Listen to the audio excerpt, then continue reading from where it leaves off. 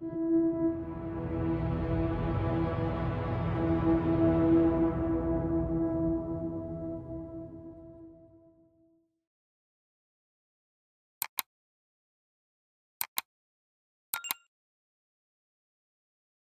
evening, all, and thank you for tuning in to tonight's story.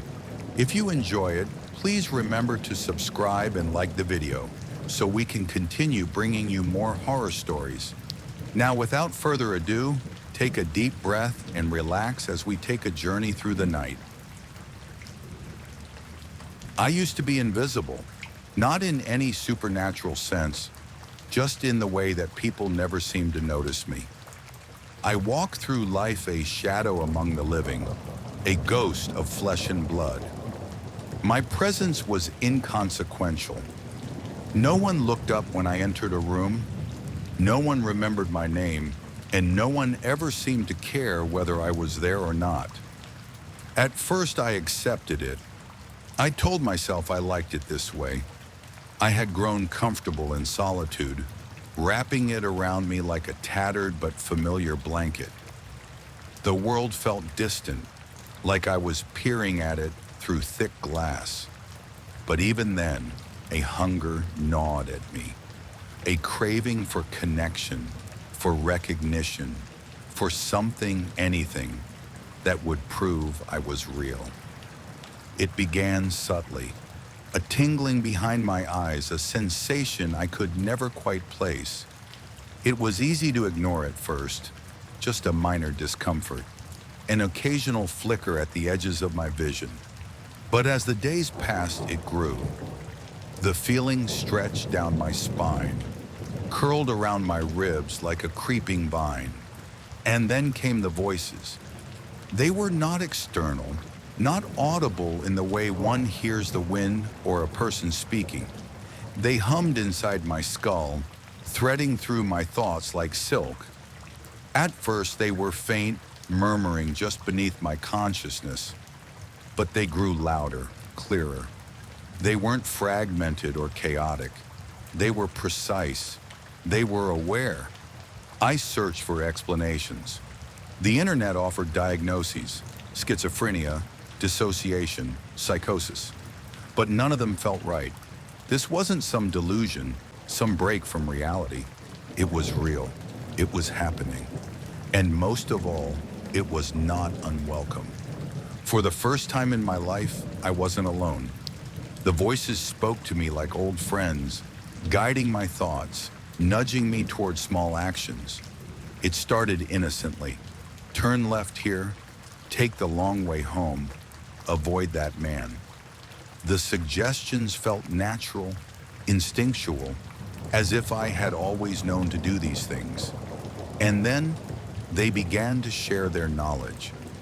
I started to understand people in a way I never had before. A glance at a stranger on the subway, and I knew what they feared most. A quick look at a cashier's face, and I could see the sadness lurking beneath their forced smile. The voices whispered their secrets to me, exposing the hidden wounds, the unsaid words, the concealed desires. It was intoxicating, but the voices wanted something in return. I should have been afraid. I should have questioned what they were, where they came from. But fear had no place inside me anymore. When they asked me to follow a man through the city streets one night, I obeyed. When they told me to slip into his apartment building after him, I did. He never saw me. People never did. Inside his home, the voices guided my hands. I found the drawer where he kept his knives. They told me which one to take, how to hold it, where to stand. And when he turned, when his eyes finally landed on me with startled recognition, the voices howled with delight. I remember the way his blood felt against my skin. Hot, thick, so very real. More real than anything I had ever known. As I stood over him, his last breath rattling in his chest, I understood the truth. I had never been alone.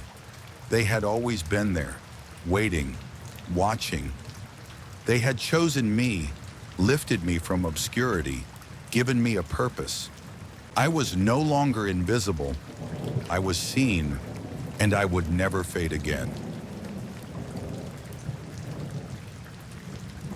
The gloom stretches its tendrils across the decayed remnants of this place, swallowing what little light remains.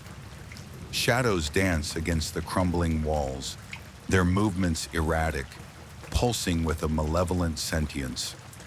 My breath trembles from my lips, a shallow wisp fading into the heavy air. The candle before me sputters, the wax pooling into an amorphous mass, the flame shrinking, suffocating. My hands, skeletal and feeble, barely obey my command. The skin, taut and bruised by time, barely clings o'er the protruding bones beneath. I clutch my arms close, trying to retain what little warmth lingers in my flesh. But it is a futile endeavor. The cold has long since taken root in my marrow. This house once held life, voices echoing through its hallways, laughter reverberating against its grand ceilings. Now silence reigns. I am the final fragment of what once was, the last withering petal on a dying bloom.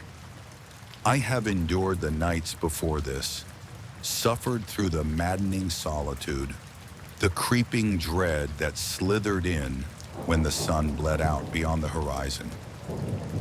But I know without doubt that this night will be my last.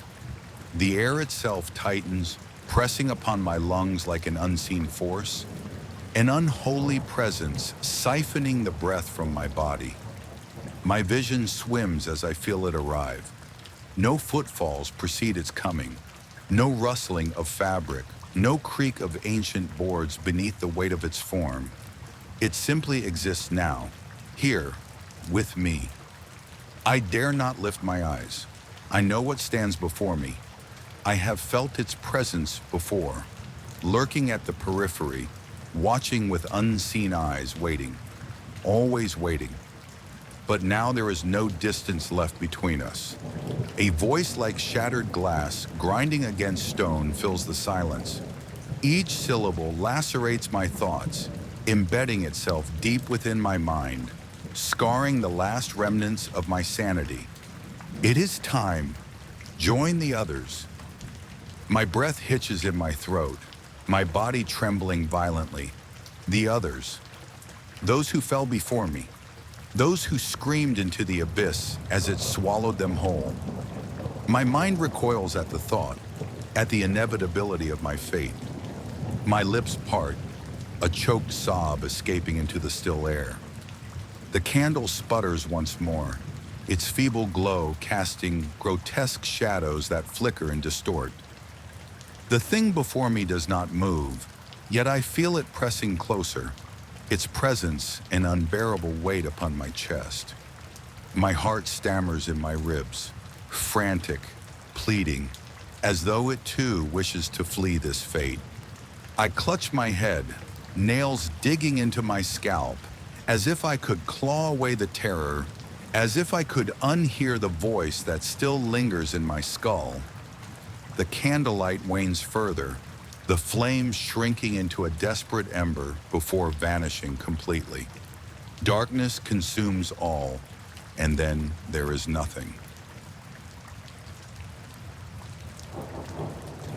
The fairground had long since closed for the season, yet the remnants of its existence clung to the empty lot like phantoms of revelry past. Torn posters fluttered in the autumn wind, their edges curling inward as if recoiling from unseen eyes. Liam had no business being here, but curiosity, that ever-damning trait, had guided his steps through the rusting gates. He had always been drawn to abandoned places, their decayed grandeur, the echoes of laughter trapped in peeling paint and shattered glass. He told himself he came for the photographs, the perfect melancholic snapshots. But tonight felt different. The silence here was oppressive, like the hush before an executioner's axe fell. That was when he saw it, the puppet theater. It stood alone at the far edge of the fairground, beneath the skeletal remains of an old Ferris wheel. Unlike the other stalls which had succumbed to decay and neglect, this structure appeared well preserved. The wood, though aged, showed no rot, and the deep red curtains framing the tiny stage seemed untouched by time. A peculiar sign dangled above the entrance, swaying slightly in the breeze. The letters, ornate and gilded, read, "The Grand Marionette Review, one night only." A single lantern flickered inside, casting elongated shadows against the canvas walls. Against all rational thought, Liam stepped forward. The moment his foot crossed the threshold, the lantern's light flared as if acknowledging his arrival. Rows of seats lined the small interior, arranged before a miniature stage. The puppets stood in neat formation upon it, their porcelain faces frozen in expressions of perpetual delight. Their costumes were lavish: velvet waistcoats, lace-trimmed gowns, gilded masks. Each one was suspended by delicate strings that vanished into the darkness above. Liam exhaled, steadying himself. This was a find, an untouched relic from a bygone era. He reached for his camera, eager to capture the eerie beauty of the display. The moment his flash illuminated the stage, the puppets twitched. Liam froze, pulse quickening. He had imagined it. He must have. Still, unease crawled up his spine like icy fingers. The lantern sputtered. He took another photograph. This time, he swore the puppets had shifted slightly, their painted eyes glinting with something beyond lacquered artistry. He lowered the camera, pulse hammering. The air had changed, thick with the scent of dust and something saccharine, almost like decay masked beneath perfume. A creak. Liam turned sharply. The curtain behind the stage had fluttered. He stared at the darkened space beyond, at the velvet folds swaying as if disturbed from within. Something was back there. His instinct screamed at him to leave, yet his feet remained rooted. He had explored countless abandoned places, walked through collapsed buildings, and stepped into houses where forgotten lives still lingered in the form of rotting furniture and dusty photographs. This was no different. Was it? A sudden movement. One of the puppets had fallen forward, hanging limply from its strings, its porcelain face tilted at an unnatural angle. The painted smile, once whimsical, now seemed grotesque. A trick of the light, surely. Then it moved. Not a subtle shift from gravity, nor the settling of an aged structure. The puppet jerked, its tiny limbs twitching before it straightened, its head snapping upright to meet his gaze. The others followed one by one, their bodies convulsing into position as if waking from a deep slumber. Liam stumbled backward, his breath caught in his throat. The puppets stepped forward in perfect unison, their strings taut, yet there was no one above to pull them. The lantern's glow cast their shadows across the walls, elongated, distorted figures that bore little resemblance to the wooden performers they belonged to.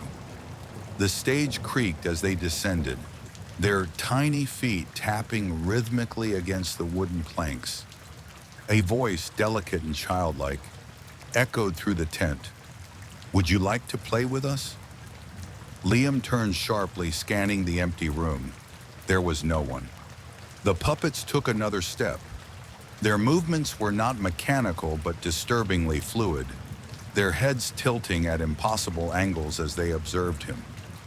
Their painted mouths, immobile seconds ago, now curled into grins. Panic surged through his limbs. He pivoted, ready to flee. But the entrance, the way he had come, was no longer there. The seats stretched into darkness, extending beyond the tent's natural dimensions. The puppets advanced, their glass eyes glinting in the dim light. Another voice, softer this time, like silk sliding over skin. Don't be afraid. The show must go on. A sudden weight on his back. Tiny fingers skittered across his shoulders, up his neck. He recoiled, thrashing, but the touch remained. A dozen tiny hands gripping, pulling, twisting. Liam screamed. He flailed, knocking over chairs, but the puppets swarmed.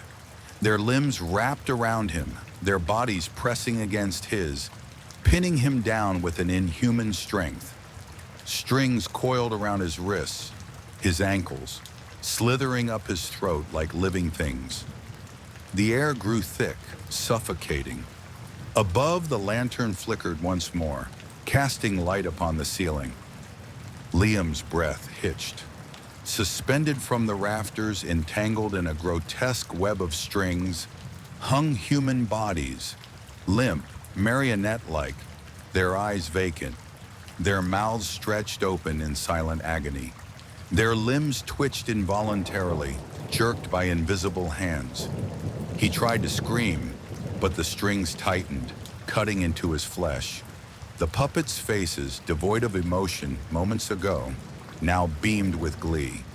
The curtain behind the stage parted, and something stepped forward. It was taller than the puppets, its form elongated and emaciated. Its face was obscured by a mask, porcelain, expressionless, save for the eyes which burned with a malevolence that sent ice lancing through Liam's veins. A hand extended, fingers unnaturally long, beckoning him forward. The puppets pulled. Strings dug into his skin, burrowing deep, embedding themselves beneath muscle, through tendons. He convulsed, fighting against the force dragging him toward the stage. His own limbs twitched, lifted, not by his will, but by unseen hands guiding the strings now woven through his flesh. The masked figure tilted its head. You will be our finest performer. The strings yanked one final time, hoisting him upward.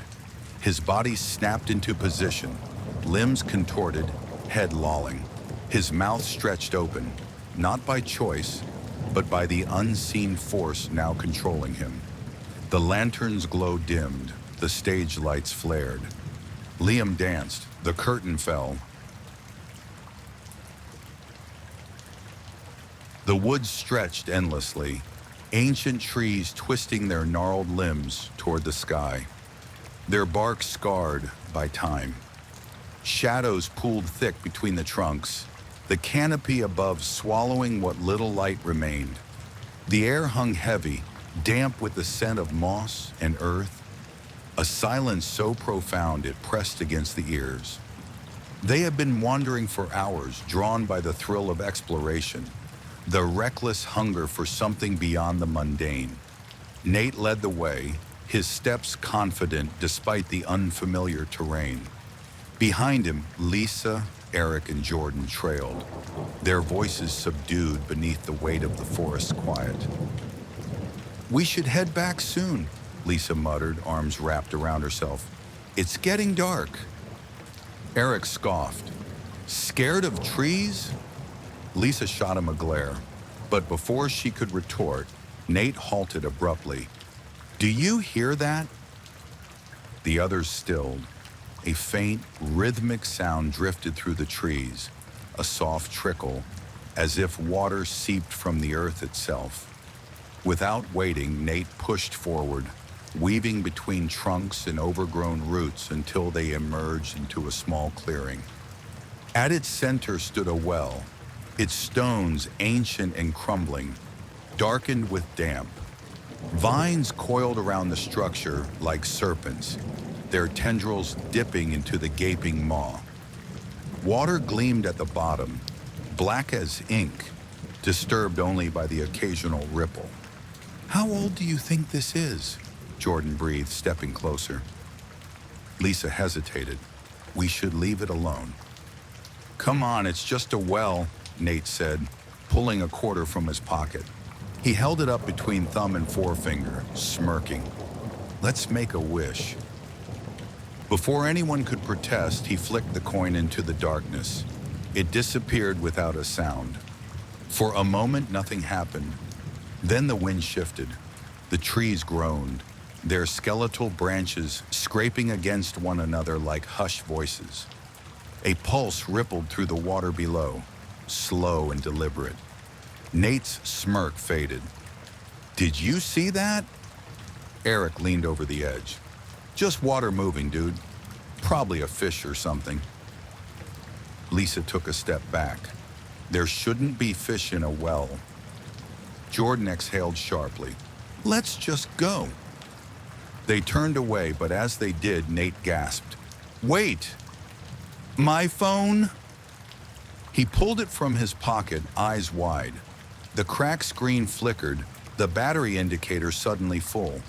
The device had been nearly dead minutes ago. Lisa frowned. "That's weird." Eric chuckled. "Guess the well liked your wish." Jordan hesitated. "That's impossible." Nate grinned, excitement eclipsing caution. "Who cares?" It worked. One by one, the others succumbed to curiosity.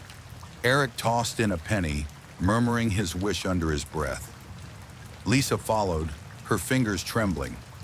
Jordan was the last to give in, reluctant but unable to ignore the gnawing intrigue. They left the clearing with an unspoken agreement never to mention the well again. That night, the wishes came true. Nate's bank account, once nearly empty, showed an influx of thousands. Eric, plagued by migraines his whole life, awoke with a mind as clear as glass. Lisa's father, sick for years, sat at the breakfast table with color in his cheeks. Jordan's dream school, which had rejected him months ago, sent an acceptance letter dated that very morning. Astonishment quickly turned to delight, then greed. They reconvened at the clearing the following evening, this time with larger offerings. Bills, jewelry, anything of value. Each tossed their own into the well's depths, their desires whispered with reverence. And again the well listened. But it was not without consequence. The first to notice was Lisa. That night her father clutched his chest at dinner, his breathing ragged, skin paling at an unnatural speed. By the time paramedics arrived, his heart had simply stopped. Jordan received another letter, but this time it was not from his dream school. It was an obituary.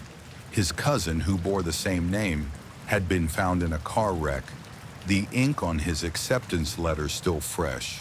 Eric's headaches did not return, but something else did. Shadows clung to him in places where there should be none, his reflection in mirrors moving slower than his own. At night, his breath came out in mist, though the air remained warm. Nate checked his bank balance, only to find his mother's life savings wiped clean, funneled into his account without explanation. The funds were real, the transactions were not. Panic set in. They rushed back to the well, desperate to undo what had been done. But no amount of pleading changed what had already been taken. The well only gives when it takes. Lisa was the first to suggest stopping. "No more. We should never have come back here." "We can fix it," Nate insisted, desperation curling his fingers into fists. "We just need bigger offerings." Jordan stepped back. "You want to keep doing this? After what's happened?" Eric's laugh was hollow. "We're in deep already. Maybe we just haven't figured out the rules." But the rules were clear. The well had no mercy, no boundaries. That night, Lisa vanished. No signs of forced entry, no calls made, just an empty bed and an open window. The only thing left behind was a single quarter, rusted and wet, resting on her pillow. Jordan tried to flee town, but his car veered off the road on an empty stretch of highway. The wreckage was found miles away, twisted metal still warm to the touch. Eric's shadow moved on its own, and one day it did not return to his feet. He screamed as he watched it stretch across the pavement, sliding away into darkness, leaving him colder than he had ever been. He stopped speaking after that, stopped blinking, stopped breathing. His body stood rigid for days before collapsing into a heap of dust. Nate, alone and frantic, hurled himself at the well's edge, screaming for retribution, for release. The well did not answer, but the water stirred, deep and endless. They found his clothes near the clearing, folded neatly. No trace of him remained. The well waited, silent once more, until the next voice called upon its depths. The garden had been quiet that morning, the kind of stillness that made a person uneasy without knowing why. Matthew had moved into the old house on the edge of town only a month ago, drawn in by its isolation and the overgrown yard that promised a private escape. He had plans for it, a flower bed near the fence, a small vegetable patch, maybe a stone path leading to a wooden bench. But all of those plans halted when his shovel hit something beneath the damp earth. The dull thunk had given him pause. He expected a rock, maybe an old pipe. Kneeling, he scraped away at the dirt with his hands, fingers clawing at whatever was buried below. A few inches down, pale skin emerged from the soil, his breath caught in his throat. A face, human. Dirt clung to the contours of the cheeks, filled the gaps around the lips. Empty sockets stared skyward, the flesh around them decayed but intact enough to suggest the eyes had been taken. Not eaten away by time, but deliberately removed. Matthew stumbled back, bile rising in his throat, heart hammering against his ribs. The head lay there, half buried, like it had been waiting for him. The sight paralyzed him, but instinct forced him to move. He staggered to his feet, pulling his phone from his pocket with shaking hands. He dialed 911, barely able to form words as he told them what he had found. The operator's voice was calm. She told him to stay put, to wait for the authorities. The wait stretched endlessly. Every time he looked at the head, a sensation crawled up his spine, as though someone was watching him from the tree line beyond his fence. The wind barely moved the branches, yet a rustling sound filled the air. When he forced himself to glance up, he saw nothing but the dense woods beyond his property. Still, the feeling persisted. Minutes passed, then an hour. No sirens, no response. His calls to the police station went straight to an automated message. His messages to friends went unread. It was as if the world had sealed him away, locking him in this moment with the rotting thing staring at the sky. The sun dipped lower, shadows stretched, the cool air thick with the scent of disturbed soil and decay. He forced himself inside, locking the door, peering out the window every few minutes. The head remained. He wanted it gone, wanted to pretend he had never found it, but every part of him knew it had been placed there, meant to be seen. Darkness settled over the yard.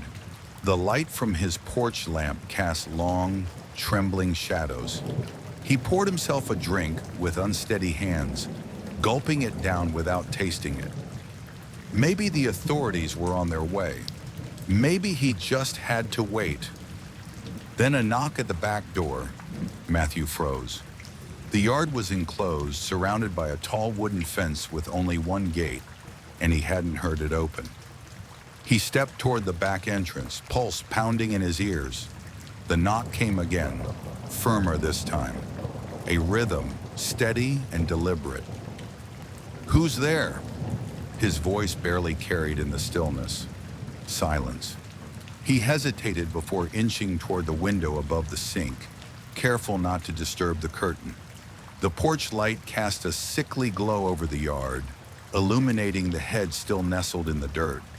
But just beyond it, standing motionless at the edge of the light, was a figure. A man, at least the shape of one. The shadows obscured the details, but Matthew could see the outline of his shoulders, the tilt of his head.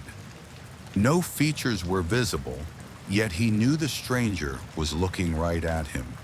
The figure took a step forward. Matthew backed away, breath quickening. He grabbed his phone, fingers trembling as he tried to dial again. No signal. The screen flickered before going black. The lights in the house dimmed, then pulsed back to life as though struggling to stay lit. The air in the room thickened, pressing against him like a weight. The knocking started again, this time against the kitchen window. Matthew whirled around. The figure stood just outside, face still lost in shadow. A hand rested against the glass, fingers too long, the nails dark as though caked with old blood. He staggered backward, heart hammering against his ribs. He wanted to believe this was a nightmare, that he would wake in his bed to an untouched yard and an empty porch. But the head was still there. The lights flickered again, the house groaning as if it were alive. The figure moved, stepping away from the window. A second later, the back door handle rattled. The lock held, but the sound sent a fresh wave of terror through Matthew's body. And then it stopped. The silence stretched, pressing in on him from all sides. He didn't dare move, barely allowing himself to breathe. Minutes passed, dragging like hours. Finally, he forced himself to inch forward, to glance through the window once more. The yard was empty. The head was gone. He didn't sleep that night. Every creak of the house sent his heart racing. Every gust of wind outside made his skin prickle. But nothing else happened. When morning arrived, he stepped out onto the porch, dreading what he might find. The dirt was undisturbed. No sign of the head, no sign that anything had ever been buried there. But as he turned to head back inside, his eyes caught movement near the fence. A piece of paper pinned to the wood with a long, rusted nail. Hands shaking, he stepped closer, pulling the note free. The handwriting was jagged, uneven, as though written in haste or with unsteady fingers. Not yours to find. He stared at the words, stomach twisting into knots. A warning, a threat, or a promise. The woods beyond the fence stood silent, trees swaying gently in the morning breeze. But he knew, he felt, that something watched from within the darkness between the trunks. And he knew it wasn't finished with him yet. I first saw him from my window, an old man wrapped in a tattered coat, his presence an anomaly among the mundane souls of the city. His movements were slow, deliberate, yet there was an air of silent command to them, as though the earth itself hesitated beneath his step. The streetlights seemed to flicker whenever he passed beneath them, dimming as though recoiling from his presence. At first I thought it was a coincidence, the failing infrastructure of an old city, nothing more. But as the days bled into weeks, my gaze was drawn to him with growing intensity. The way people avoided his stare, the way dogs would lurch back, whimpering at his approach, the unsettling stillness that followed him like a shadow. I felt the stirrings of a terrible knowing, a whispering thought that rooted itself deep in my mind. He was not like the rest of us. I studied him obsessively. He lived in the building opposite mine, his window almost directly across from my own. The curtains were always drawn, save for a thin gap through which I could see his silhouette. Some nights he would stand motionless for hours, staring in my direction. I could never see his face, only that shape, rigid and unmoving, waiting. My dreams began to change. Nightmares, vivid and suffocating, dragged me into places I did not recognize. where the walls bled and unseen figures loomed in the periphery of my vision. And always at the center of these dreams stood the old man, not as a frail creature, but as something vast and looming, his body stretching impossibly into the darkness, his eyes, when I dared to look, pools of endless black. I would wake drenched in sweat, my breath hitching in my throat, convinced that he had been in my room, standing over me, unseen but present. My fear festered into hatred. He did not belong here. He was something else, something beyond comprehension, and I knew deep in my marrow that he had to be destroyed.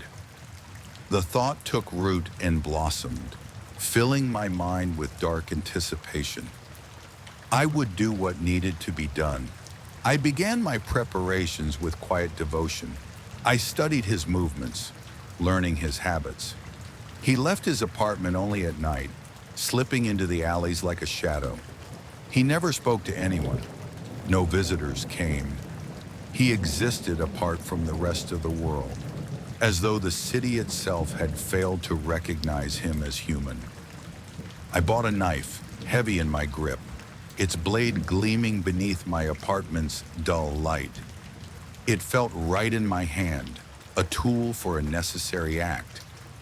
I would enter his home, confront him in the place where he hid from the world, and end whatever he was. The night I chose was moonless. The city was restless with its usual noises, car horns, distant shouting, the occasional siren. But beneath it all, I could hear an absence, an eerie quietude that spread from his building like a disease. His door was unlocked. I stepped inside, knife clutched tight, my breath shallow. The air was thick, oppressive, carrying a scent like decay and smoldering wood. The walls were lined with old photographs, each depicting the same face, his face, unchanged by time. Decades, perhaps centuries, yet his features remained identical in each one. My heart slammed against my ribs. A sound drifted from the next room, a dry, rattling breath. He was awake, waiting. I moved forward, fingers tightening around the handle of the blade. The room was dark, but I could see the outline of his form seated in an ancient chair, facing me. His voice, when it came, was like crumbling stone. "You've been watching?" I froze, my pulse hammered, my throat constricted. "You think you understand," he continued. "You do not, but you will." He stood, slow and deliberate, and I saw his face for the first time in the dim light. The features were human, but the eyes, those terrible abyssal voids, were not. My body screamed at me to move, to strike, to do anything but stand there. Yet I remained paralyzed, ensnared by the force of his gaze. The shadows behind him shifted, taking shape. They moved not as reflections, but as living things, writhing and stretching toward me. I forced myself to act, lunging forward with a strangled cry, blade aimed for his chest. But the moment the steel met his flesh, the world fractured. A crushing darkness consumed me, pulling me into a vast expanse where time had no meaning. Visions assaulted my mind, centuries of decay, of fire and ruin, of horrors that lurked beyond the veil of reality. I saw myself reflected in his eyes, but it was not me. It was something else, something ancient, something that had been waiting. When I awoke, I was back in my apartment, the knife still in my grip, its blade clean.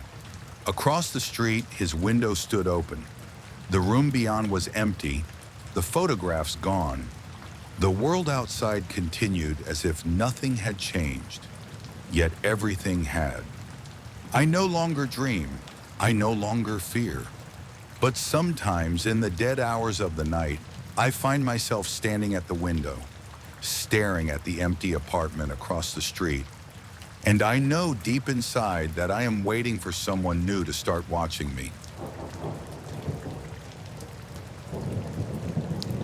The first sensation that returned was the cold, an unbearable chill that seeped into her bones.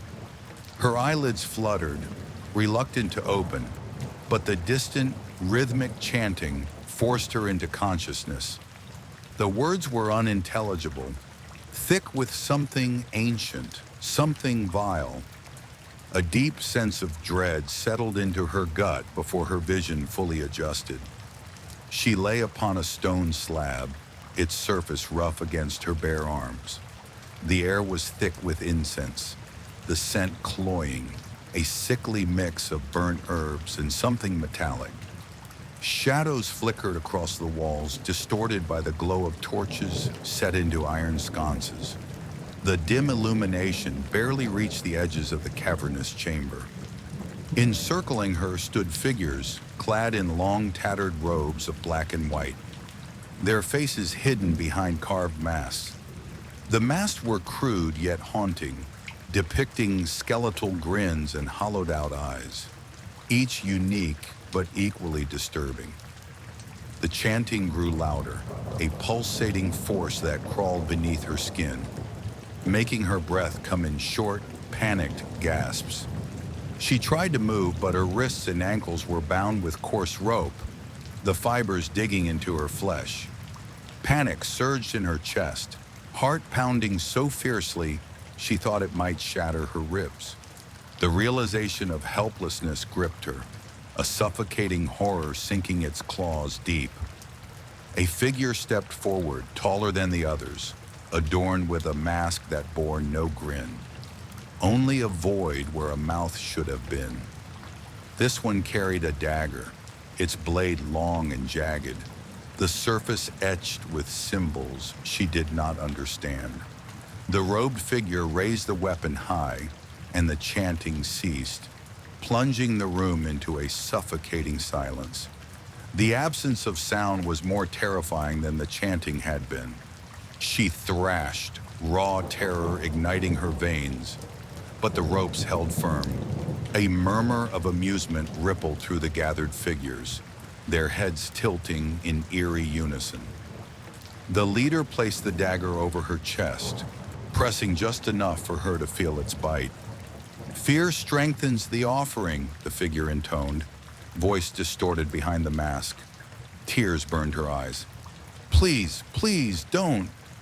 The leader ignored her plea, tracing the blade lower, stopping just above her abdomen. "You were chosen.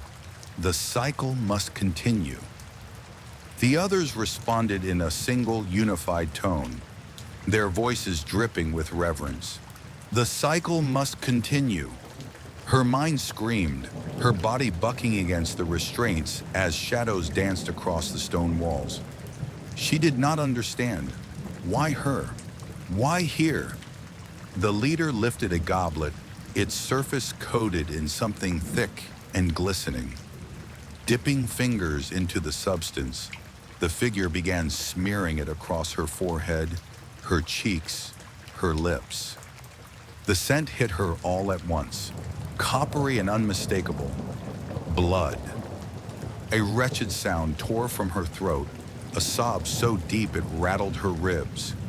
The others took up their chant once more, swaying in rhythmic devotion. The leader moved closer, the blade now poised directly over her stomach. She squeezed her eyes shut, waiting for the pain. But instead of the sharp agony of a blade slicing flesh, the room shuddered. The torches flickered wildly, their light bending and contorting as if reality itself was twisting apart. A deep, guttural growl resonated from somewhere unseen, shaking the very foundations of the chamber.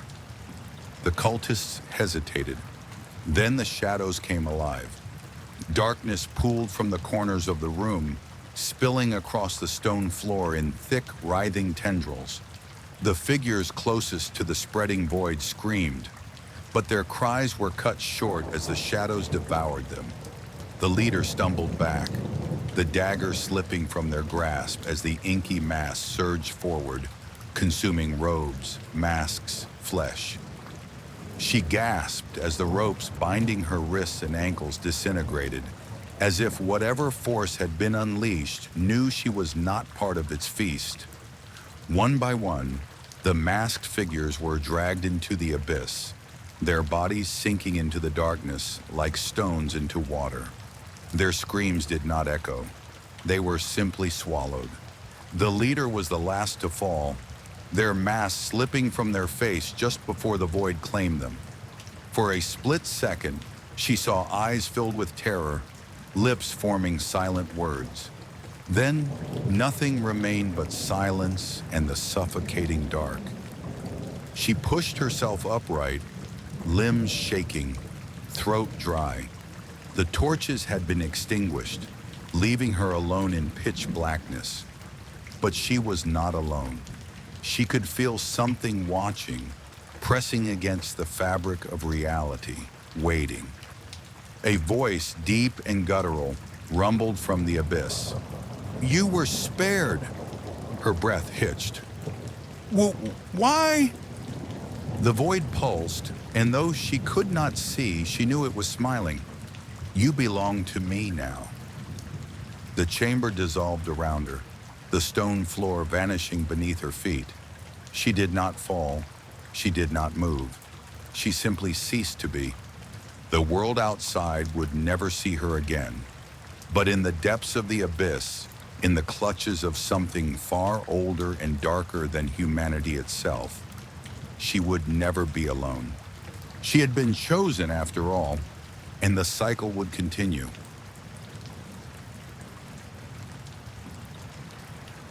The fairground smelled of burnt sugar and oil, a mingling of sweetness and decay that hung heavy beneath the gaudy carnival lights. Colors bled together under the shifting hues of flickering bulbs, casting elongated shadows that seemed to move independent of their owners. Laughter rang out in bursts, yet something about the sound felt off, high-pitched, almost hysterical, as if teetering on the edge of something far less joyful. Ethan, Mallory, Greg, and Diane strolled past the game booths, the metallic jingling of prizes clanking against one another as vendors barked for attention.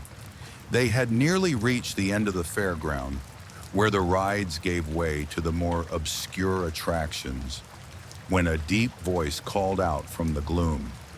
Step up, test your fate, glimpse the end."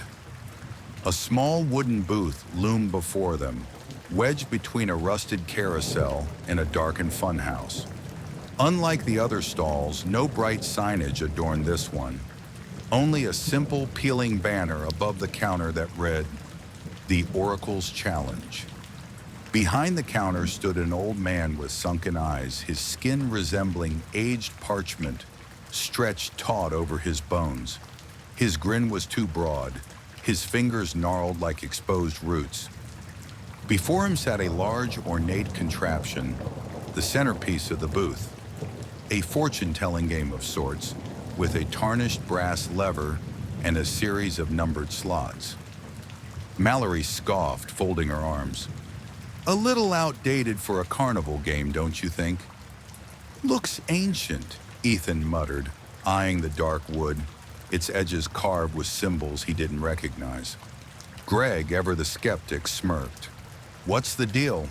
We pull the lever and get some fake prophecy?"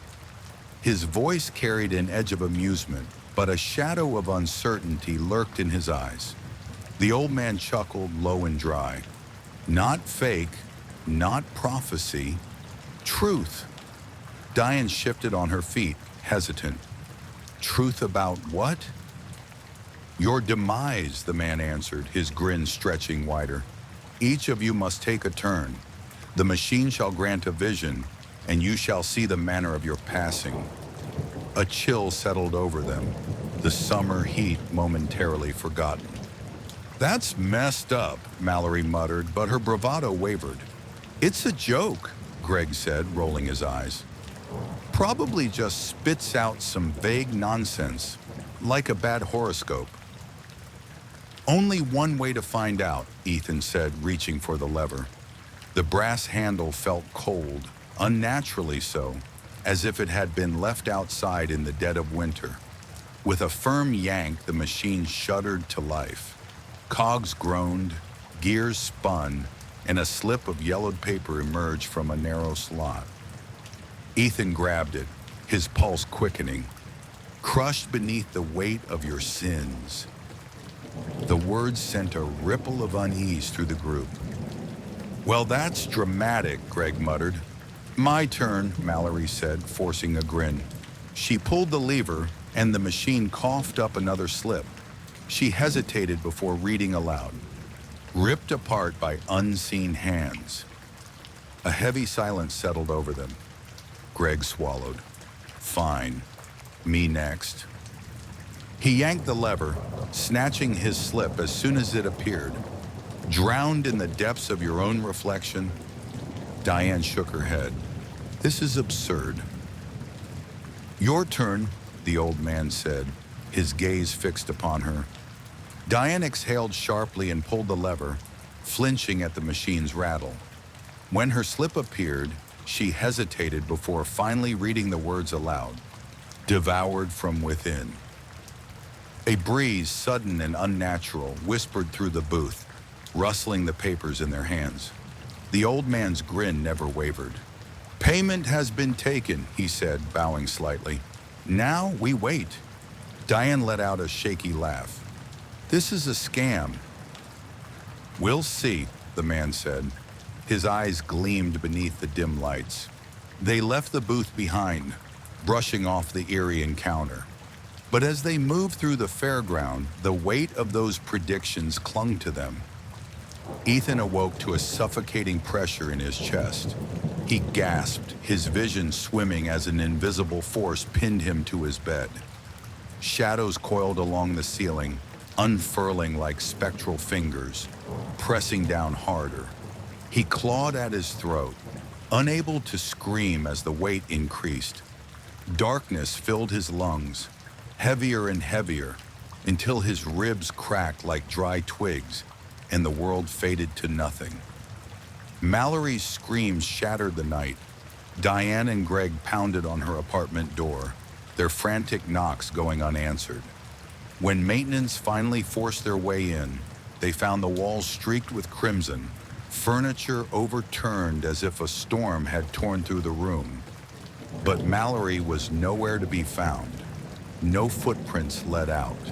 No signs of forced entry. Only the lingering scent of iron and something far worse. Greg stopped looking in mirrors. It started with brief glimpses, his reflection smirking when he wasn't. Then movements out of sync. One night the glass shuddered, the thing in the mirror grinned, reaching out, fingertips pressing against the surface. When Greg tried to turn away, his body refused to obey. His reflection stepped forward.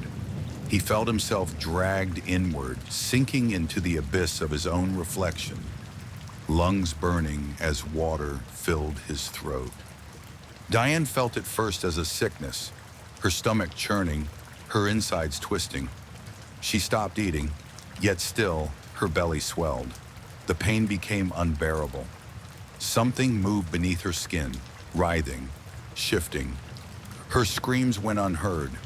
When she collapsed, convulsing, the thing inside her began to tear free. It clawed its way through her, leaving nothing behind but empty, hollow flesh.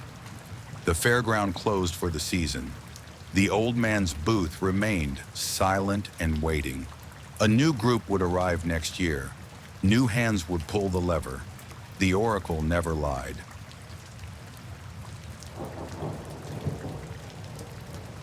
The estate sale was a collector's paradise, brimming with relics of a bygone era.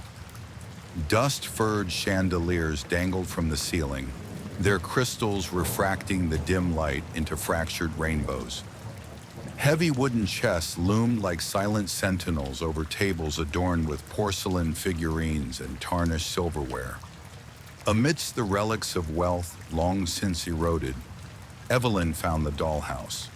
It stood alone on a wobbly table, an exquisite but forgotten treasure. The structure was an exact replica of a Victorian manor, down to its Gothic trim and meticulously carved wooden shutters. Each miniature room held elaborate details: a tiny, velvet-lined chaise lounge in the parlor, an ornate four-poster bed in the master chamber, a dining table set with china so delicate it seemed nearly translucent. It was immaculate, eerily lifelike. The elderly woman overseeing the sale barely glanced at it. $50, she muttered, eyes fixed on counting bills in her wrinkled hands. Evelyn, an antique dealer with an insatiable appreciation for the morbid and obscure, didn't hesitate. The moment her fingers brushed the lacquered roof, a sharp tingle scurried up her arm, cold and electric, as though the dollhouse itself was waking up beneath her touch. Back home, the dollhouse occupied a place of honor on a grand oak table in her study. Evelyn spent hours marveling at its craftsmanship, noting the unsettling realism. The paintings in the hall bore tiny staring eyes that seemed aware of her scrutiny. The kitchen shelves held miniature copper pots, their interiors darkened with something that looked suspiciously like soot. But it was the dolls that sent a sliver of ice down her spine. Each room contained a figure, fixed in an eerie stillness. The master bedroom housed a woman in a lace-trimmed gown, her porcelain face frozen in an expression that wasn't quite serene. A tall man in a black suit lingered near the parlor's fireplace, his eyes mere pinpricks of shadow beneath his painted brows. In the nursery, a child doll sat on the edge of a crib, its cherubic lips slightly parted as though caught mid-sentence. That night, Evelyn awoke to a peculiar sound, the faint, almost imperceptible creak of wood shifting. Her heart pounded against her ribs as she sat up in bed, ears straining. It was nothing. The house settled at night. That was all. Yet when she entered her study the next morning, the dollhouse had changed. The parlor's settee, once pressed against the wall, now angled toward the fireplace, as if someone had enjoyed a quiet evening there. The tiny cradle in the nursery swayed gently, despite the absence of a breeze. But it was the woman in the bedroom that unnerved her the most. Her head, previously tilted downward in a demure pose, now faced the doorway directly, staring at Evelyn. Evelyn swallowed a rising unease and convinced herself that she simply hadn't noticed before. Perhaps in her enthusiasm, she had imagined its movements. But then the cuts began. They started as pinpricks, tiny incisions appearing on her fingertips, thin and precise. She'd wake with shallow scrapes along her forearms, as if she'd brushed against something sharp in her sleep. Then one evening, as she reached into the dollhouse to adjust the woman's placement, she felt an unbearable sting. Yanking her hand back, she found a deep gash along her palm, welling crimson. She inspected the dollhouse with wary fascination, running her gaze over every edge, every furnishing. Nothing should have been sharp enough to cut that deep. And yet, as she examined the tiny dining table, she noticed something that hadn't been there before. A minuscule knife, no longer than a sewing needle, now rested on one of the plates. The blade was smeared with something dark. A tremor of revulsion curled through her. Had it always been there? She couldn't be certain. Then on the third night, she woke to agony. A searing pain bloomed across her calf, hot and stinging. She bolted upright, throwing the covers aside. Her nightgown clung to her skin, damp with sweat and something thicker, blood. A jagged wound ran from her ankle to her knee, deep enough to burn with exposure to air. Heart hammering, she turned toward the study. drawn by an unshakable certainty. The dollhouse was waiting. This time she didn't hesitate. Evelyn grabbed the entire structure, hauling it from the table. It was heavier than it should have been, as though something inside resisted her grasp.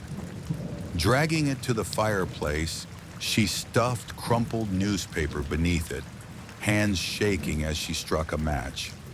Flames curled hungrily around the edges of the dollhouse, licking at the tiny shingles, blackening the ornate trim. For a moment, she thought it was over. Then a cacophony of wailing voices erupted, high and shrill, rattling the windows.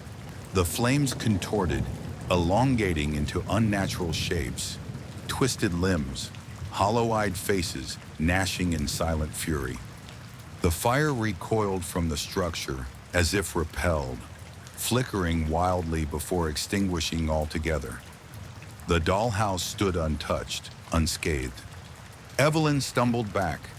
She had no idea how to fight something that refused destruction.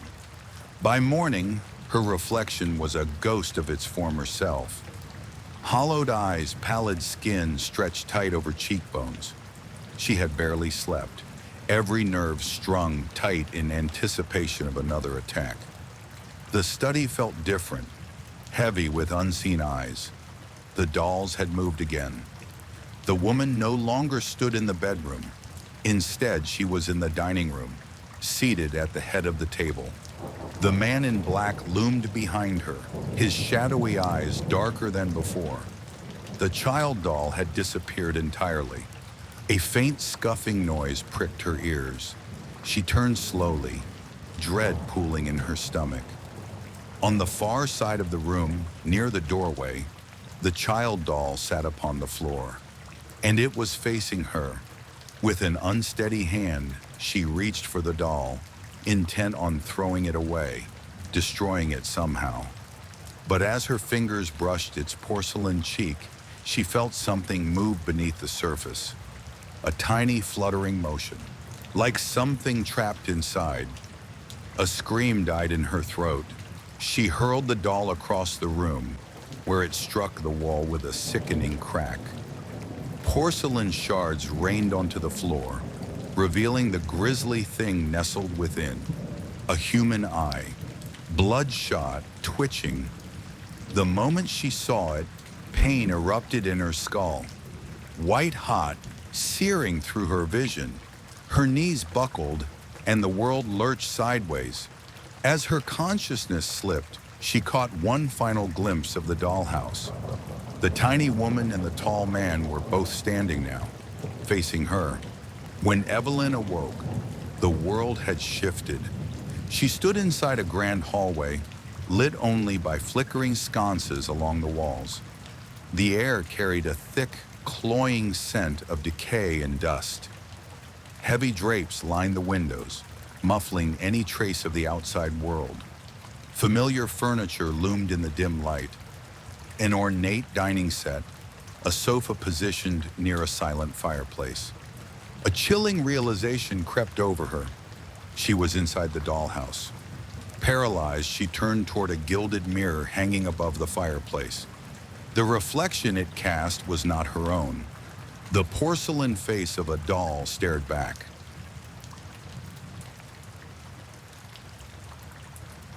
The Sablewood Institute was a place of quiet sterility, tucked away in the fog-laden hills outside the city. A sleep clinic renowned for its experimental treatments, it promised solace to those tormented by relentless insomnia, night terrors, and parasomnias beyond conventional explanation. Patients arrived with hope, clutching the last shreds of their sanity, seeking refuge from the abyss of their own subconscious. Dr. Adrian Smith, the leading neurologist at Sablewood, had pioneered a revolutionary therapy. The program, dubbed Somnex, utilized a proprietary neural synchronization technology, an intricate web of electrodes and neurochemical regulators designed to recalibrate disturbed sleep cycles. The patients, subjected to a coordinated regimen of guided sedation and deep brain stimulation, would finally be granted the solace of restful slumber. The first night of the trial began without incident. 12 participants, each assigned to a sterile, dimly lit chamber, reclined upon soft, hospital-grade mattresses. Electrodes adhered to their temples and scalps, delicate wires trailing from their heads like marionette strings, tethered to unseen puppeteers. A faint hum filled the air as the machines activated, their rhythmic pulsing lulling each patient into unconsciousness. All was peaceful until 2 in the morning when screams and gasps shattered the silence.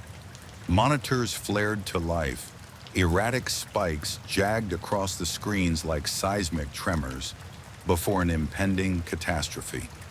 The medical team rushed in, yet the patients remained locked in their nightmarish states, their bodies rigid, breath hitching in uneven gasps.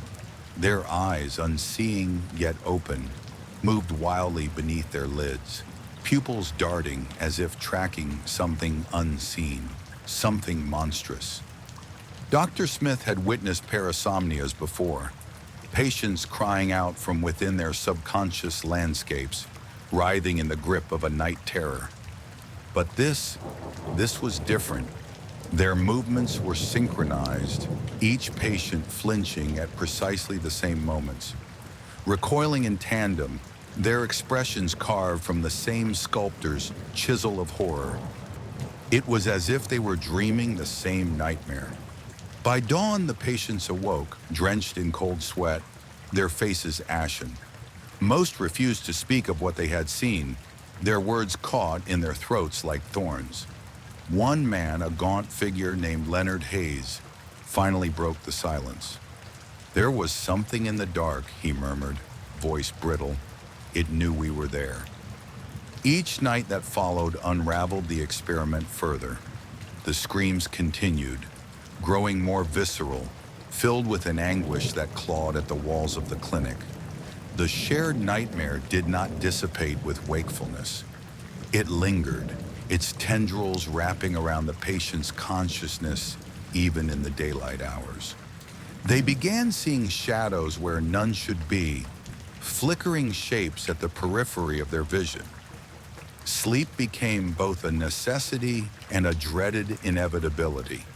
Fatigue eroded their minds, leaving them vulnerable, minds unraveling like moth-eaten fabric. And then, on the 7th night, one of them did not wake up.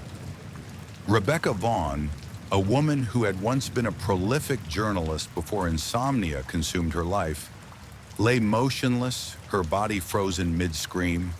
Her eyes, wide and glassy, stared at the ceiling as if something unseen hovered above her. Her skin, once lively, had faded to a pallid gray, as if something had siphoned the very essence from within. The autopsy revealed no physiological cause of death. Her heart had simply stopped. Yet her expression told another story, one of terror so profound, so absolute, that it had eclipsed her body's ability to persist.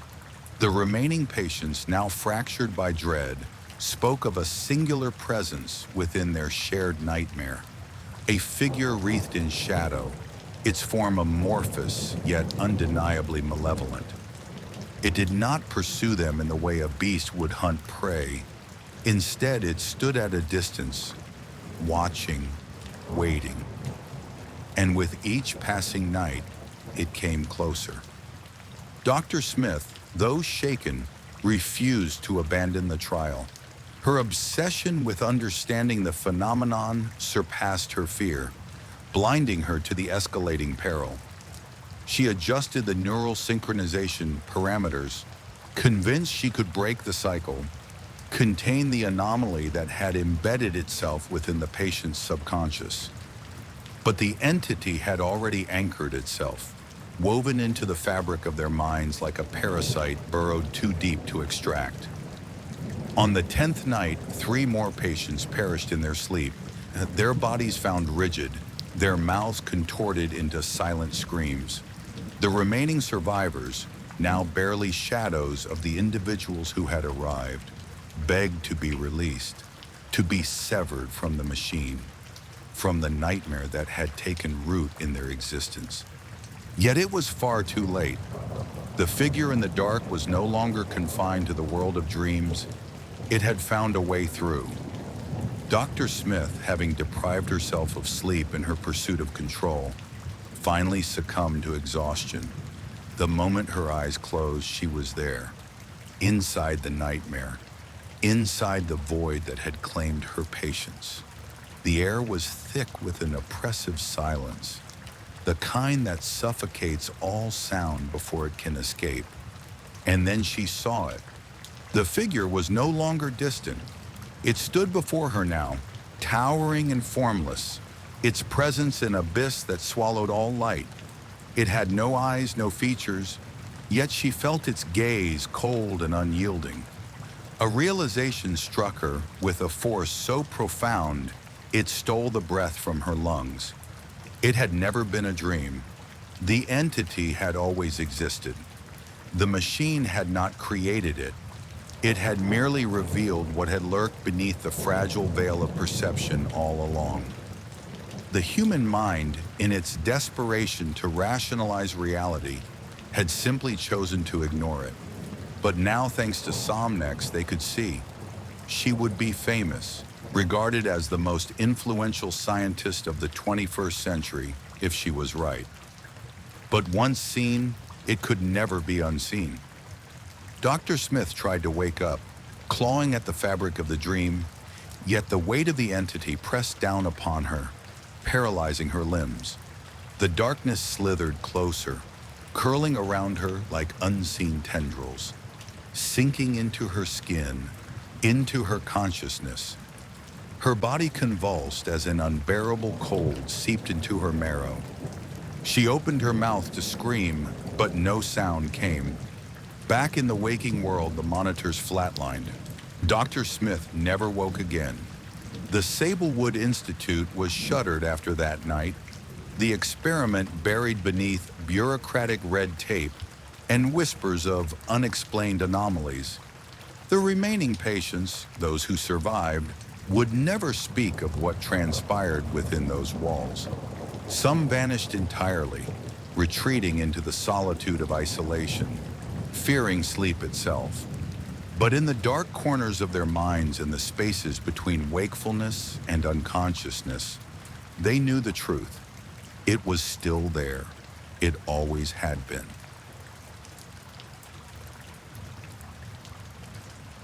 Dr. Sam Monroe had spent his life chasing the unseen. Ghosts, spirits, phantoms, whatever name the superstitious gave them, he sought to unravel their mystery through the cold precision of science. After years of clandestine research, he had done it. He had created a serum that peeled back the veil of death, granting human eyes the ability to perceive the departed. He called it Spectratol.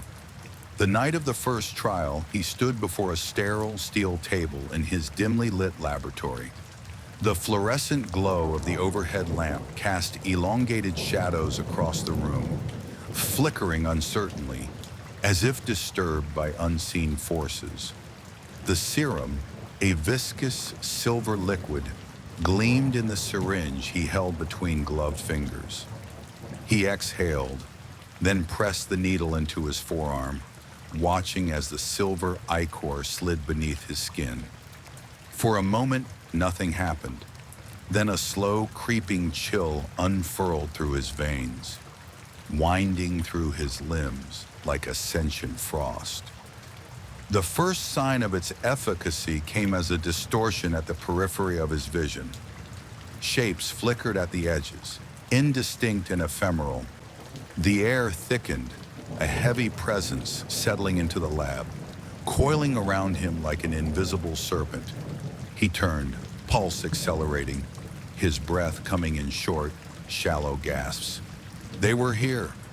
The room, once his sanctuary of logic and experimentation, now seethed with the presence of the deceased. Transparent figures drifted through the walls, their forms wavering like smoke caught in a draft. Some moved with purpose, others with a hollow aimlessness, their eyes vacant voids of inky blackness. He swallowed against the bile rising in his throat. This was beyond anything he had imagined. He had expected to witness echoes of lives past, spectral remnants of people trapped between worlds. But these entities, they were aware.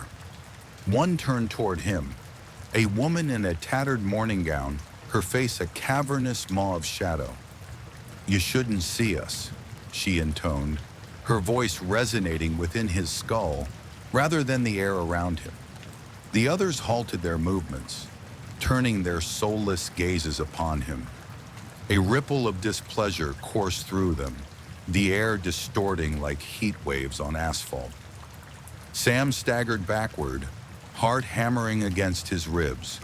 The figures advanced, their movements jerky and disjointed, as though puppets pulled by unseen strings. Another specter, a towering man in a rotting waistcoat, stepped closer. His jaw hung unnaturally low, unhinged like a serpent preparing to consume its prey. "You've trespassed." Sam grasped at logic, at science, but rationality had abandoned him. He had not merely observed them, he had imposed upon their world, violated an ancient order. A frigid hand clamped around his wrist. Pain shot through him, an unbearable cold sinking into his flesh, gnawing into the marrow of his bones. He cried out, yanking away, but the grip remained, fingers tightening with inhuman strength. He had to reverse this. He stumbled toward his workstation, knocking over vials and papers in his desperation. There had to be a way to neutralize the serum, to restore the blindness that once shielded him from their presence. The specters closed in, their bodies undulating like a tide of darkness. The walls trembled, the very foundation of the lab seeming to reject his intrusion. His fingers found a vial, a hastily prepared counter agent, untested, uncertain. The moment he uncorked it, the spirits recoiled, their forms flickering violently, their silent wails pressing against his skull like knives of ice. He did not hesitate. He swallowed the antidote in one desperate gulp, the acrid liquid burning down his throat. Darkness overtook him. When Sam awoke, the lab was silent once more. The air had lost its unnatural weight. The entities were gone. He sat up slowly, his limbs trembling, his body drenched in cold sweat. A deep ache radiated from his bones, as though something had burrowed into them and made a home within his flesh. Had he undone his mistake? Had the spirits retreated, leaving him in peace? The relief was fleeting. From the corner of the room, a shadow loomed. Not flickering, not wavering, solid. A voice rich with malice coiled through the air. "You think a serum can sever what has been bound?" Sam turned, dread lodging in his throat. The spirit of the man in the waistcoat stood before him, his ghastly form now dense, corporeal, real. "You opened the door," the specter said, grinning, "and now we are here to stay." Sam scrambled backward, knocking over glass beakers that shattered against the cold tile floor. His breath came in frantic bursts as the specter advanced, his grin widening into an abyss of impossibility. "We are no longer fleeting shadows," the man continued, flexing his fingers, now tangible, knotted with sinew and veins as black as void. "You have gifted us substance." The weight of his mistake pressed upon Sam's chest like a leaden stone. If the serum had allowed him to see the dead, then the antidote, had it done the reverse? Had it given them a foothold in his world? Before he could formulate an escape, a hand, solid, flesh-like, yet deathly cold, grasped his ankle. Sam screamed, kicking at the grip, but more hands emerged from the darkness. pressing against his arms, his shoulders, pinning him down. "You will see what it means to be watched," the specter whispered, his voice curling around Sam's mind like tendrils of ice. "You will feel what we have felt." A horrible realization dawned upon him. They would not kill him. Death would be mercy. No, they would make him stay, trapped between realms, unable to turn away from the horrors that lurked in the abyss. The last thing he saw before the lab dissolved into darkness was the widening, endless grin of the man in the waistcoat, and the knowledge that from this moment forward, Sam Monroe would never be alone again.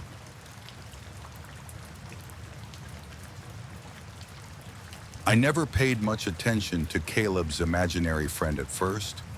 Every child invents companions to fill the quiet spaces of their world. It was harmless.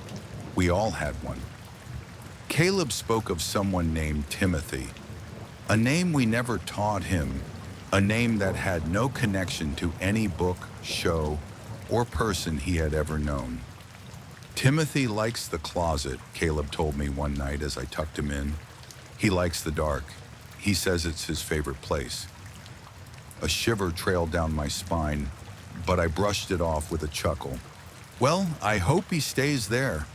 No running around at night, all right?" Caleb nodded, his tiny face serious. "He doesn't like when you tell me that." I hesitated. "What do you mean?" Caleb turned his gaze toward the closet, his lips pressed into a thin line. "He just doesn't like it." I exhaled and kissed his forehead. "Get some sleep, kiddo." I checked the closet before leaving the room. Just toys, old clothes, and shadows that stretched further than they should have in the dim glow of the nightlight. A few weeks later, I woke up to the sound of Caleb crying. I bolted out of bed and rushed to his room, my heart hammering in my chest. He was sitting up in bed, clutching his blue Toy Story blanket, his tiny body trembling. "What happened?" I asked, scanning the room. Caleb pointed at the closet. "Timothy was mad." I frowned, rubbing the sleep from my eyes. "Mad about what?" "He doesn't like when you close the door all the way. He says he can't breathe." The closet door was open just a crack. I knew for a fact I had closed it completely before putting him to bed. A chill crept down my spine. "It's okay," I said, forcing a smile. "Timothy is just pretend. He can't be mad. He can't do anything." Caleb's little face scrunched up. "He says you shouldn't say that." I glanced at the closet again. My skin prickled. "Go back to sleep, bud. It's just a dream." But even as I pulled the blanket over him, I could feel something watching me. The next morning, Caleb had deep scratches on his arms. I nearly dropped my coffee when I saw them. 3 jagged red lines running from his wrist to his elbow, like claws had raked his skin. "Caleb!" I grabbed his arm, inspecting the marks. "What happened?" He didn't meet my eyes. "Timothy doesn't like when you say he isn't real." My blood ran cold. "Did you do this to yourself? Did you scratch yourself in your sleep?" He shook his head. "I was sleeping. He was mad." A lump formed in my throat.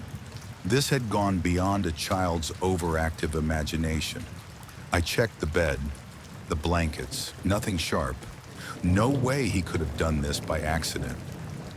I called a doctor, hoping for reassurance, but the answer unsettled me more. Children sometimes act out stress in strange ways. Monitor him closely. If it happens again, we might consider therapy. But Caleb wasn't acting out. He was afraid. That night, I left his closet door wide open. If Timothy liked the dark so much, I'd show him there was nothing there. Caleb seemed uneasy, but didn't argue. I stayed awake long after he drifted off, sitting outside his door, ears straining for any noise. Just as exhaustion began pulling at me, a soft creak echoed from the closet. The door, which I had left open, was now closing. Slowly, deliberately. I jumped up and flicked on the lights. The closet door hung slightly ajar, as if something had paused mid-movement. My heart pounded as I stepped forward, gripping the handle. I yanked it open. Nothing. Just clothes, boxes, and the lingering chill of something unseen. I checked on Caleb, still sleeping, peaceful, unaware. I left the closet open again, sat back down, and waited. Minutes passed.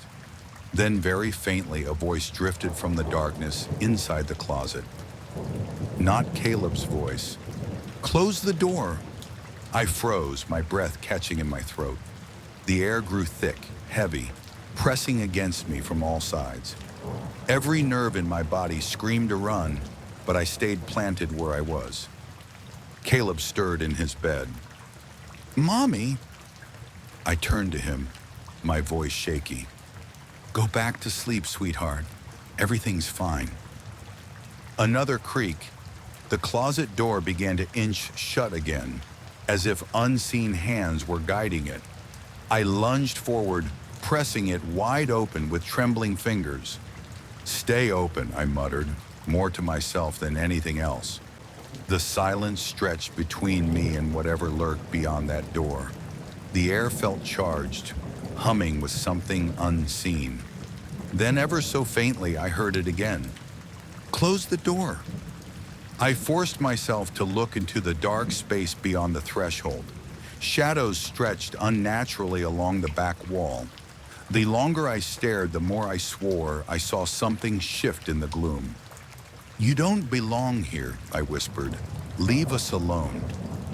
If the circumstances had been different, I would have chuckled to myself. There I was talking to my son's imaginary friend.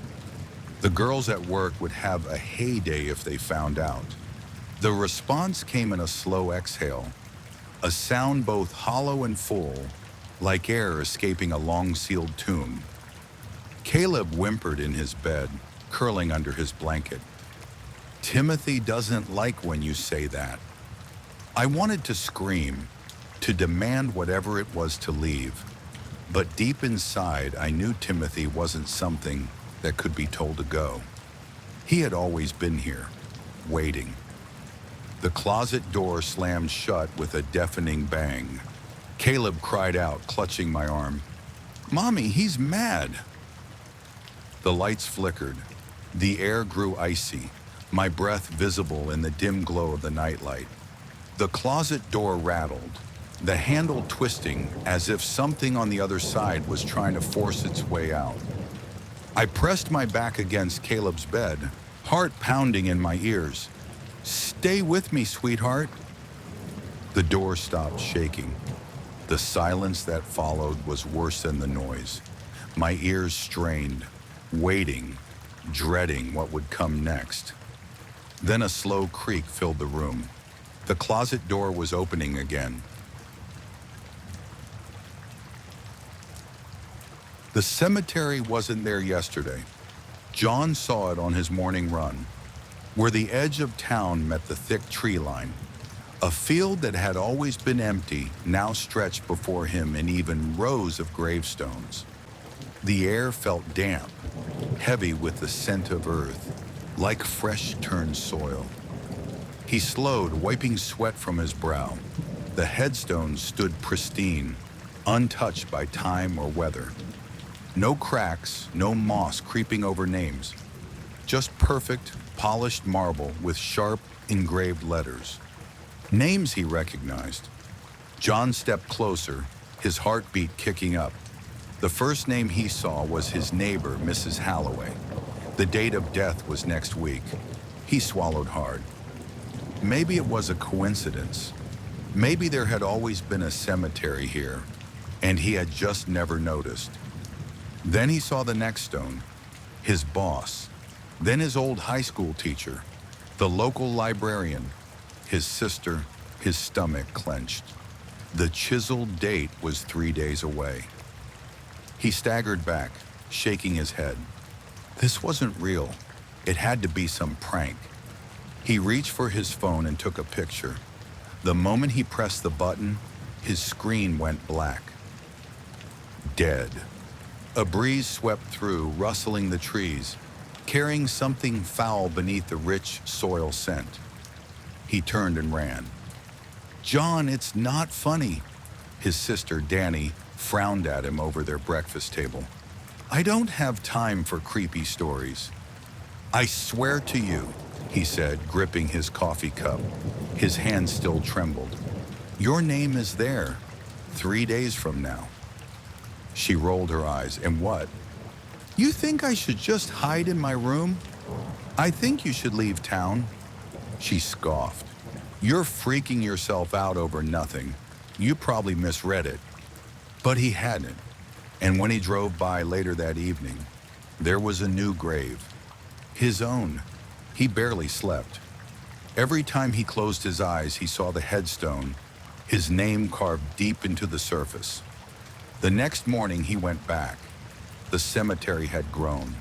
New graves, more names, some of them unfamiliar, others frighteningly close, his co-workers, old friends, and all of them had dates in the coming days. Something was coming. Something was choosing. John grabbed a handful of dirt and let it slip through his fingers. The ground beneath the graves looked fresh, like it had already been dug, waiting for bodies that weren't dead yet. That night he stayed up, staring at his locked front door, the bat from his old baseball days resting on his lap. The air outside his window felt thick, unmoving. The town was silent. Then at 5 in the morning, the earth groaned, a deep, shuddering sound, like something shifting beneath the streets. He ran to his window. The streetlights flickered. A figure moved at the edge of his yard. Not walked, moved, as if it glided just above the pavement. John gripped the bat tighter. "Danny," he hissed, grabbing his phone. He had to warn her. The call went straight to voicemail. He threw on his jacket and sprinted to his car. Danny's house was dark. No lights in the windows, no sign of movement. He banged on the door. "Danny, open up!" Nothing. His pulse hammered in his skull. He tried the handle, unlocked. The door creaked open to a still, suffocating quiet. He stepped inside. "Danny?" A noise upstairs, a slow creak, like a footstep. John swallowed hard and forced himself up the stairs, gripping his bat. He reached her bedroom door and knocked.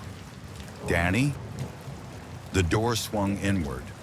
The bed was empty, but the window was open, the curtain fluttering, and on her nightstand sat a fresh clump of soil.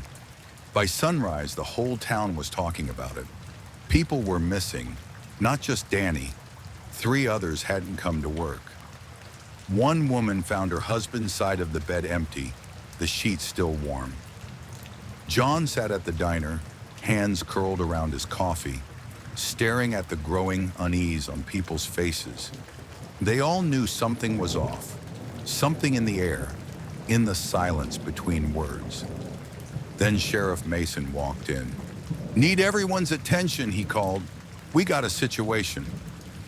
John knew before the words even left his mouth. More graves had appeared overnight. The sheriff paused, looking unsettled. "And we're missing folks." The diner filled with frantic murmurs. John stood. "Has anyone checked the graves?" Mason's eyes met his and something passed between them. A crowd gathered at the cemetery, hesitant, fearful. The sheriff had brought men with shovels. John stood at the edge, his stomach twisting as they started to dig. The first coffin emerged from the soil. Pristine wood, no signs of decay. The workers hesitated, then pried it open. Inside lay Donnie. Her skin was pale, her eyes closed. Dirt clung to her hair. Then she gasped. The crowd screamed as Danny's eyes flew open, wild and unfocused. She inhaled sharply like someone coming up for air after drowning. Her fingers twitched, then curled, grasping the edges of her coffin as if waking from a deep sleep. John grabbed her hand, hauling her up. Her skin was ice cold. She stared at him, confused, terrified. "John, you're okay," he lied, gripping her tight. The sheriff's men hesitated before moving to the next grave. One by one, they pulled the missing from the earth. Some screamed, some wept. One man wouldn't stop shaking. None of them remembered how they got there. And by nightfall, more graves had appeared. John sat beside Danny in his living room, a heavy blanket wrapped around her shoulders. She hadn't spoken much since they pulled her out. Finally, she turned to him. "I saw something, John." He swallowed hard. "What?" She shook her head. "I don't know. It was like shadows, but they had weight. I felt them pressing down, and something..." She trailed off. A chill crawled up his spine. A sudden knock at the door made them both jump. John stood, heart pounding. He peered through the peephole. A figure stood on his porch, barely visible in the dim light. Not a neighbor, not anyone he recognized, just a tall, unmoving shape. Another knock, slower this time. Danny gripped his arm. "Don't open it!" He took a step back, pulse roaring in his ears. Then from outside, a voice, low, hollow, calling his name. The blackout lasted exactly 3 minutes. At 4 a.m, the entire world went dark. It was total, absolute, a void where the stars should have been, where street lights and phone screens should have glowed. Then, just as suddenly, it ended. Then 3 minutes later, the world hummed back to life. That's when we noticed. The first signs were subtle. An empty seat at a dinner table, a missing coworker whose absence no one else acknowledged. But then the truth unraveled like a loose thread. Entire families vanished. Photos rearranged themselves. History rewrote itself in real time. I woke up to a silent house. My roommate, Chris, was gone. His bed was made, his shoes lined up by the door as if he'd never worn them. His keys, his wallet, everything remained except for him. I called his phone. Number not found. I checked our group chat. His messages were gone, our conversations looking lopsided, my words floating without responses. "Hey, where's Chris?" I asked at work. "Who?" Ryan frowned at me from across the break room table. "Chris? My roommate?" Ryan chuckled like I was playing some kind of joke. "Dude, you live alone. You always have." I stared at him. "No, I don't." He pulled out his phone and scrolled. "I mean, look, here's your lease agreement." He turned the screen toward me. My name stood alone under the tenant list. Chris wasn't there. I searched through my own phone, finding photos altered. Group shots now missing a person, furniture in my apartment looking slightly different, spaces where things should be. I opened my banking app. The rent split was gone. The payments never happened. Chris had never existed.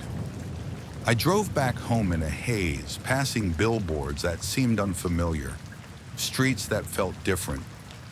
I pulled up to my complex and hesitated. Was my apartment the same? Had it always looked this way? The news called it the midnight glitch. Scientists scrambled for answers, citing a massive solar event, electromagnetic interference. They ignored the growing paranoia, the missing, the names slipping from memory like water through cracks. But some of us remembered. Online forums filled with frantic posts. "My wife is gone, but her things are here. My child disappeared from her bed, but my husband swears we never had kids. Everyone at my work acts like my boss never existed, but I remember him. Then came the pictures. Faded, shifting images, places where people should be, and something else. Faces that didn't belong. Background figures, blurry, distant. They stared from reflections, lingered in the edges of frames, watching, waiting. I started seeing them too. One night I sat in my darkened living room, scrolling through old photos, trying to force memory into proof. A group picture from last year. Chris had been right beside me, arm draped over my shoulder.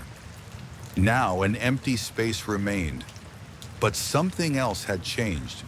A figure stood far in the background, just beyond the crowd, faint, shadowed. A man. His features were indistinct, smudged, like a face underwater. I swiped through more pictures, my heart hammering. He was in all of them now. I didn't remember him being there before. And then I saw him outside my window, a tall, motionless figure in the dim streetlight. He faced my apartment, but I couldn't see his eyes. My breath locked in my chest. I grabbed my phone, snapping a photo through the glass. The moment the shutter clicked, the power cut out. 3 minutes of silence. 3 minutes of nothingness. The longest 3 minutes of my life. When the lights returned, I was alone. The figure was gone, but my reflection in the glass remained off. My mouth looked slightly parted, as if I were about to speak. My expression wasn't quite right. More people disappeared as the days passed. Friends, neighbors, entire city blocks felt emptier. The world adjusted, reality stitching itself to accommodate the missing. News stations stopped talking about it. The fear was slipping, fading, eroding into acceptance. But not for me.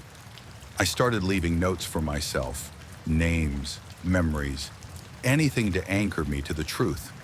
But the words on the paper blurred, smudged, faded overnight. The ink seemed to reject the past. I locked my doors, covered mirrors, kept the lights on at all hours. But deep down, I knew it was pointless. One day, Ryan stopped answering his phone. I drove to his place, banging on his door. No response. I asked around the office. "Who's Ryan?" they asked, shaking their heads. That night, I scrolled through my phone, through old messages, pictures, emails. The texts were missing. The photos were altered. And in one, I saw a reflection behind me. The same figure, closer now. I turned slowly, my breath caught in my throat. My bedroom mirror faced me, its glass dark in the dim light. I stepped closer. My reflection wasn't alone. Behind me, just over my shoulder, a shape loomed. Taller than me, its features warped, shifting. A hollow smile, a hand reaching. The power cut out. 3 minutes, total blackness. A deep, sinking void swallowed my world. The silence pressed against my skull, thick, suffocating. I counted the seconds, counted my breaths, feeling the air shift, feeling something move in the dark. Then the lights flickered back, and I was alone. The next morning, I found my phone wiped. No contacts, no photos, no proof. The notes I'd written were gone. My apartment felt emptier, larger. The walls seemed farther apart, as if something had stretched the space. My name on my lease now stood in a different font, slightly misaligned. I turned on the news. No one mentioned the blackout. The world continued, as if nothing had changed. But I knew something was taking us. Something was rewriting us. And I knew I was next. I don't know if anyone will find this. I don't know if my words will last, or if my name will be erased like the rest. But if you're reading this, if you wake up one day and feel the world has shifted, If you see faces in places they don't belong, do not look for them. Do not take a photo. Do not be alone in the dark, because when the lights go out again, it will be your turn, and no one will remember you were ever here. The app was called ClearMind. Ethan discovered it late one night while scrolling through an endless stream of meaningless posts. His screen time tracker had sent a notification earlier. 6 hours on his phone today alone. Disgusted, he'd searched for ways to focus better, and ClearMind had been the first result. Remove distractions from your life. That was its only description. No reviews, no developer information. Just a sleek, minimalist logo, a single empty circle. Something about it was unsettling, but exhaustion dulled his caution. He tapped download. The installation was instant. No loading bar, no confirmation pop-ups. His phone buzzed in his hand, and the app's simple interface appeared. A black screen with a single button labeled Begin. Ethan hesitated, then pressed it. The app vanished, seemingly closing on its own. No home screen icon, no menu options. Just gone. He sighed, tossing his phone onto the nightstand. Whatever, he'd look at it tomorrow. Day 1. The first change was small. Ethan's commute was usually clogged with honking cars, pedestrians glued to their screens, and endless construction noise. But today the roads were clear. Not empty, just smooth. No one cut him off. No one walked in front of his car without looking.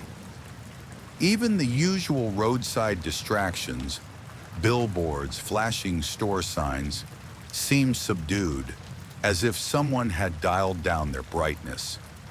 At work, his cubicle mate, Jared, was nowhere to be seen. Good. Jared was loud, always drumming his fingers on the desk or humming under his breath. Annoying as hell. When Ethan asked where he was, their manager just blinked. Who? Jared, the guy who sits next to me. The manager frowned. That desk has been empty for months. Ethan opened his mouth to argue but stopped. Maybe he'd misheard. Maybe Jared had quit and he'd just forgotten. Either way, his morning was more productive than usual. No interruptions, no distractions. Day 3. He didn't realize something was off until his barista failed to greet him. Every morning, Ethan ordered the same thing. A large coffee, no sugar.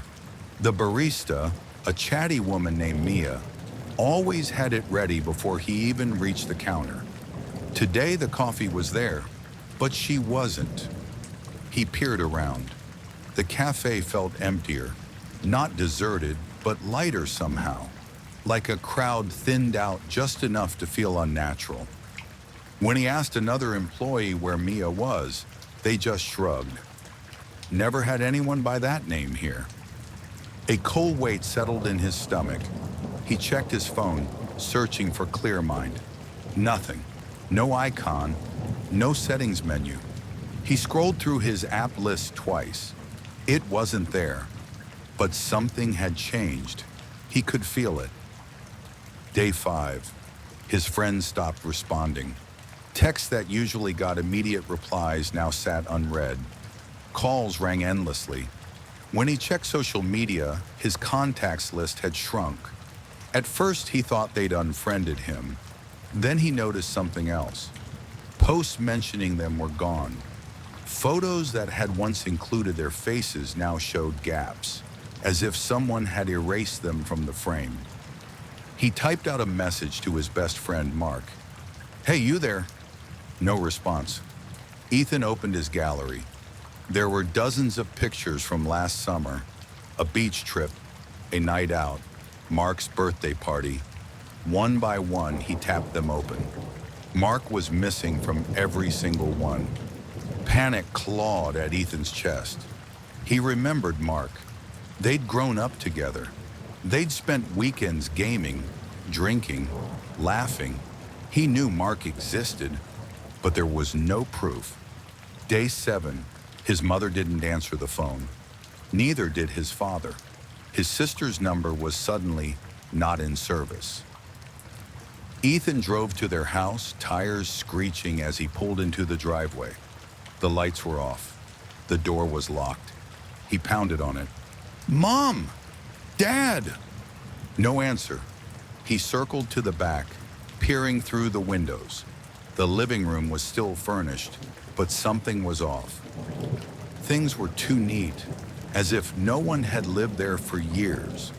When he checked the mailbox, only his name was on it. No trace of his parents, not even an old letter addressed to them. His family was gone. Day 10.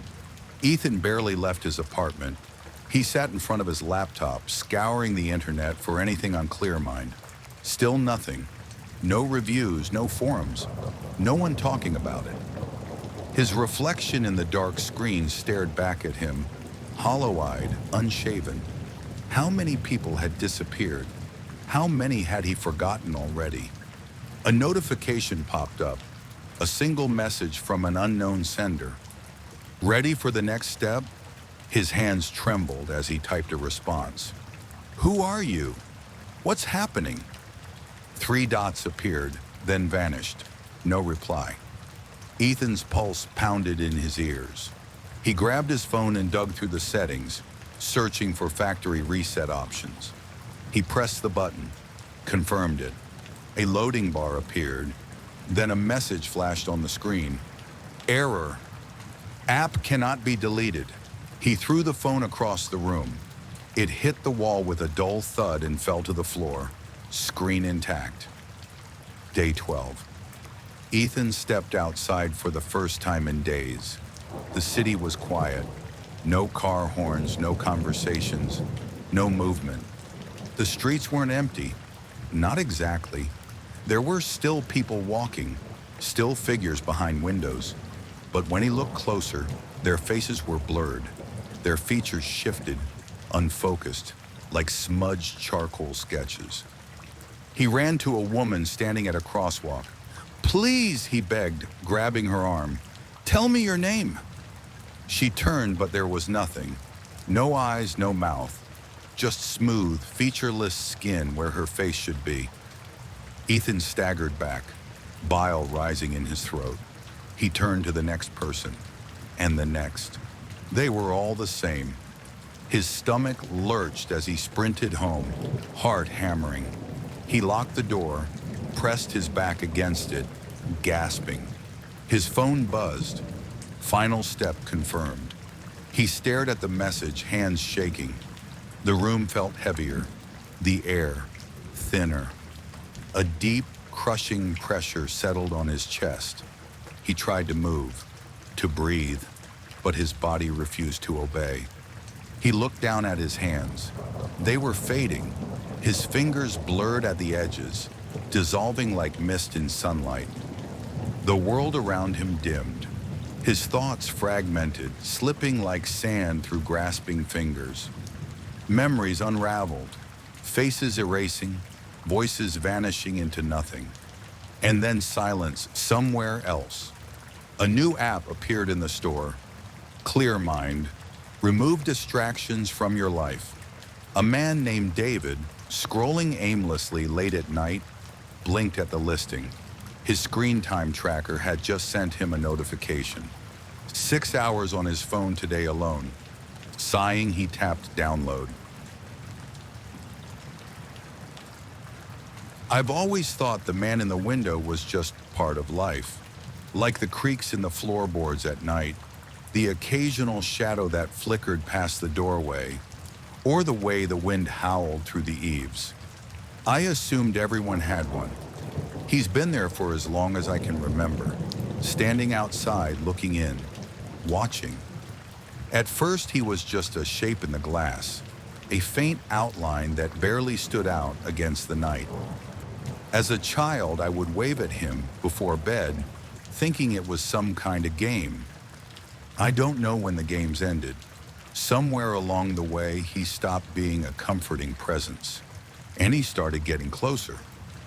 I didn't notice at first. It was gradual, a step here, an inch there. When I was 12, I could still convince myself he was part of the landscape, some trick of the trees or a quirk of my window's reflection. By 16, I had started sleeping with the curtains drawn, but that didn't stop the feeling, the itch between my shoulder blades, the certainty that if I just looked outside, I'd see him standing nearer than before. Last night, he was at the edge of the yard, not at the tree line, not halfway across the grass, right there, close enough that if I pressed my nose to the glass, I could almost make out his features. Almost. I didn't look for long. Tonight I'm trying not to check. I know he'll be there. I always know. But my eyes keep flicking toward the window, drawn by a pull I can't resist. The room is dim, only the soft glow of my bedside lamp keeping the dark at bay. My phone is in my hands, but I'm not reading the messages on the screen. I'm watching the reflection in the black glass. The man is there. I can see his shape, still and patient, closer than before. A deep breath. I should just close the curtains. I should turn away, bury myself under the covers, force sleep to take me. But my fingers tighten around the blanket instead, knuckles pale. My chest feels tight, like something heavy is pressing against it. What happens if he reaches the house? The thought slithers into my mind unbidden, and for the first time in years, I feel like a child again. Small, helpless. Something moves outside. My knees tremble. A shift, a tilt of the head, a subtle change in posture. And suddenly I can see his face. It's mine. My reflection in the glass, but not quite. The same features, the same eyes, but the mouth is off. The expression is all twisted angles, something between a smirk and a snarl. I can't breathe. I stumble back, knocking my lamp over in the process. The room plunges into darkness.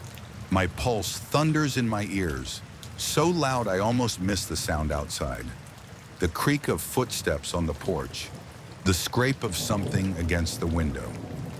I can't move, can't blink. The darkness feels alive, pressing in, thick and suffocating. My breath is coming in short gasps, chest heaving, fingers clenched into fists. I want to run, but my legs won't obey. The window rattles. I squeeze my eyes shut. Maybe if I don't look, he won't be there. Maybe if I pretend hard enough, this will all vanish. Maybe the sound stops. Silence. I crack my eyes open, heart hammering. The window's empty. The glass reflects nothing but the darkened room, the overturned lamp, the tangle of blankets on my bed. There's no one there. A slow exhale. I force my muscles to unclench, rubbing my hands over my face. Just my imagination. It had to be. A trick of the light, a fragment of some half-remembered nightmare. I reach for the lamp, fumbling to turn it back on. The bulb flickers once, then steadies, casting long shadows against the walls. I shouldn't look outside, I shouldn't, but I do, and he's still there. Not outside anymore. Inside. Right behind me, the reflection in the window smiles.